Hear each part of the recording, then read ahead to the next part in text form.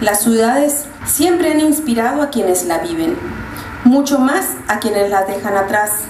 La obra está dedicada implícitamente a una urbe, pero lejos de brindarnos un canto de añoranza o de nostalgia, estos destinos nos ofrecen una visión crítica y dura sobre lo que significa hoy en día vivir en un lugar tan vibrante, caótico e inconmensurable como lo es el Distrito Federal.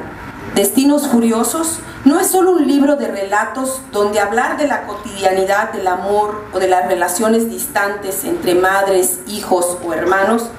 Es una invitación a viajar al centro más humano de una gran colmena en la que cada día se despiertan historias destinadas a perderse en el anonimato de la gran ciudad. Esta noche quiero compartir con ustedes lo que significa para mí escribir. Hay autores para los que escribir es una liberación, otros le dan un poder catártico. Para mí, la escritura es menos seria y menos grandilocuente que todo eso. Escribir es siempre preguntarse qué pasaría si. Si nos asaltan, como en el caso del primer cuento de Destinos Furiosos, uno se pregunta qué pasaría, a qué tipo de ladrón se enfrentaría, a uno aterrador con una navaja en un callejón o a un vagabundo con mala suerte y con una macana. ¿Sería una mujer? En ese ¿qué pasaría si?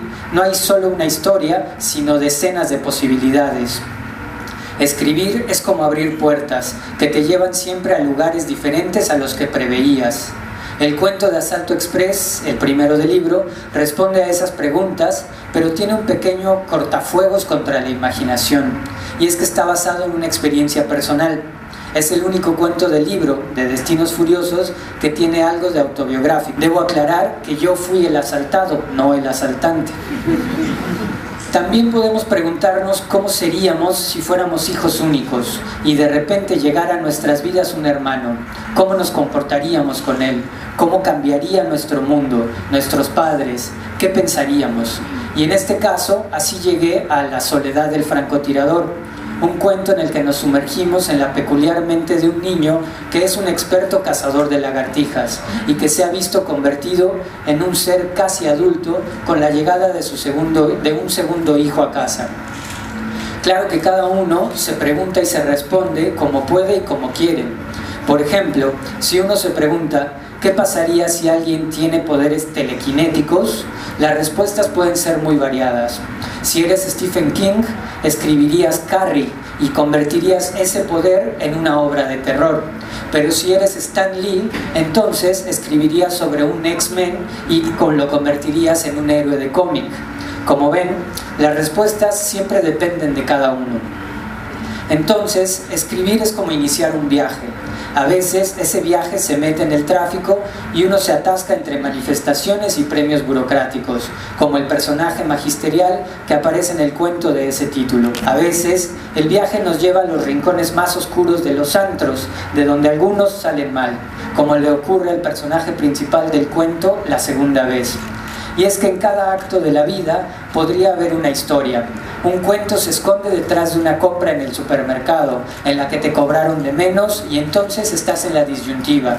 ¿Lo digo o no lo digo? Ahí puede haber un personaje, quizá con el remordimiento por no haber aclarado el error, o quizá en el disfrute del mismo con el cambio de más. Hay historias para contar detrás de un accidente o de una cita, detrás de una mirada, detrás de un choque o detrás de un sueldo. En cada acto podríamos preguntarnos qué pasaría si no freno a tiempo, ahí hay una historia. ¿Qué pasa si repruebo un examen? ¿Qué pasaría si me ofrecen trabajo en otra parte? ¿Qué pasaría si me gano un premio? Si llego a la meta en primer lugar, si no me aumentan el sueldo, si me rechazan la propuesta o si me descubren una enfermedad. Detrás de cada uno de ellos hay una posibilidad de contar algo. Este libro, cabe aclarar, lo escribí hace un montón de años. Lo escribí y lo envié a la convocatoria para obtener una beca de creador artístico en el área de publicación de la extinta Secretaría de Cultura, que ahora ha vuelto a manos de la Secretaría de Educación en el Estado. Eso quiere decir que en el 2011 el libro ya estaba escrito, pero creo firmemente que las personas cambiamos, crecemos, aprendemos, Y entonces, mucho de lo escrito en Destinos Furiosos, hoy lo escribiría de otra manera. Las preguntas serían otras y obviamente las respuestas serían diferentes. Hablando de respuestas, en este libro también hay preguntas libres, como preguntarse cómo vivirían la vida los objetos. En este caso, el objeto es una bala. Y entonces, ¿cómo sería la vida de una bala? ¿En qué tipo de sociedad debe convivir y obedecer? ¿Cómo estaría organizada su vida, el matrimonio, la enfermedad? Y las respuestas a esta pregunta quedaron plasmadas en Tarambana, un cuento balístico que me dio mucho gusto escribir por la libertad que hay en él. En Destinos Furiosos debo reconocer que hay mucha música. A mí me gusta escribir con música y la uso siempre para entrar en ritmo y concentrarme. Esta tarde la usé para escribir este texto. Uso música y algunas veces me robo palabras, alguna frase, uno que otro verbo y un sustantivo que suenan bien juntos. Y el título de este libro viene de una canción de Soda Stereo, de La Ciudad de la Furia. Me apropié de la frase que dice ese destino de furia y la adapté para que fueran las iniciales del Distrito Federal. De ahí los destinos furiosos. Y siguiendo con las preguntas, están aquellas en las que las apariencias son más importantes que la realidad, y de eso va uno de los cuentos, de un hombre desempleado que se pregunta qué hacer, que es incapaz de ser libre ante las presiones sociales y familiares de ser alguien exitoso en la vida.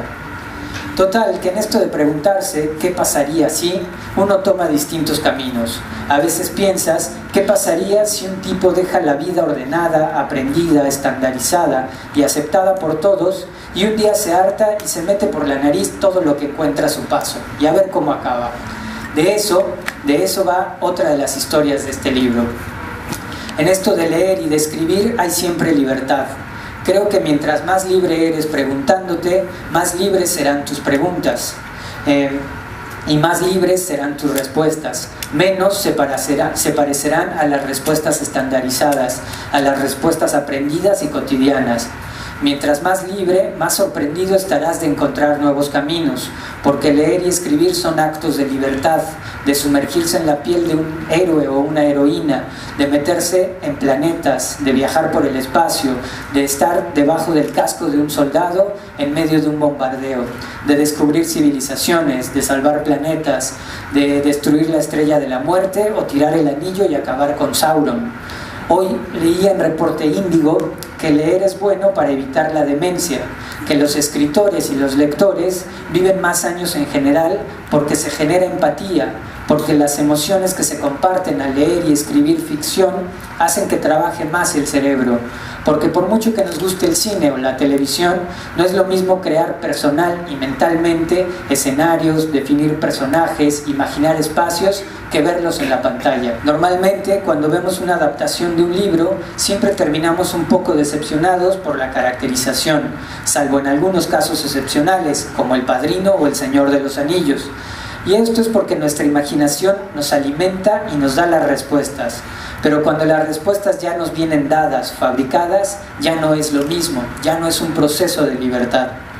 Aunque es verdad que en lugares como Cozumel es difícil conseguir buenos libros, dada la exorbitante cantidad de librerías, y cuando la Mega es la que mayor oferta literaria tiene, pues estamos a veces en manos de Jordi Rosado y de Gaby Vargas, ¿no? Pero bueno, siempre están los clásicos. De esos, seguro, están en la biblioteca de la 30 Avenida en ediciones de más o menos 1970. Ya para terminar y no aburrirlos más, espero que disfruten estos cuentos, que haya algo en ellos para cada uno de ustedes y que si de aquí surge algún nuevo lector, pues ya ganamos. Muchas gracias.